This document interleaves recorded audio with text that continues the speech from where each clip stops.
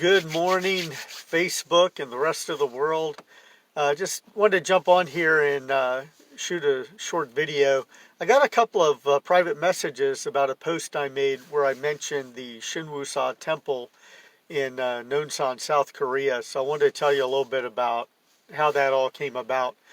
So I was reading a book about the history of Korea and the Korean War and the Japanese occupation. And in the book, it talked about this little temple where there were about 30 monks who fought off an entire company of Japanese infantry during the Japanese occupation to keep them from burning down the temple. And I was just so amazed at the story that I wanted to find out where this place was. So with the name of the temple and the name of the mountain, I thought I had a good chance. But after a couple of weeks of research, I was still having trouble. And one day, a friend of mine that was a Katyusha soldier, Korean augmentation to the United States Army, he's in the Korean Army but working with us, could tell that I was frustrated about something. So he asked me, what's bothering you? So I told him that I was having trouble finding this Kapsasan mountain because I want to go see this temple there. And he just looked really surprised. He goes, Kapsasan mountain, that's in Nonsan, close to our basic training center. And I just thought, what a stroke of luck that the one person that asked me what was wrong knew the answer to my question. So he explained to me where it was, how to get there and whatnot, and actually took me down to the train station so I could get on a train heading toward Nonsan. And when I got there, I get off at the train station and then take a bus over to the town.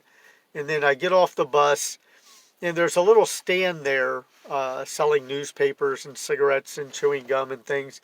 And I asked them about the temple. So the guy was telling me that just walk on down and then you'll see a sign leading toward it.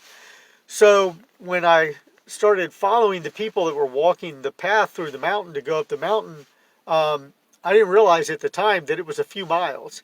But there were a lot of locals that were walking to go there to do their daily prayers and visit the temple. So I followed them to the temple, and as you come through the clearing to the gates of the temple, it was like walking through time, because this temple was built in the 1500s and it looked like it was untouched by time. And they have monks there that are artists and craftsmen who are continually doing the maintenance and upkeep on the temple and repainting all the artwork and design so that it stays nice and fresh looking. And I found out that I was the first foreign visitor at this temple. So when I start talking to the people, they're telling me the story of the temple, and I told them how I found out about it from reading the book. And they invited me to come back. I got to meet with someone, I don't know if it was his name or his title, Kwanzem Bosal Nim. Anyway, he was one of the monks. I think he was close to being the high abbot at the time, who invited me to come back to stay with them. And so I told him I would. I made arrangements. I took 30 days of leave, my military leave time, to go back and spend a few weeks with them, learning what it's like to train and live at that temple.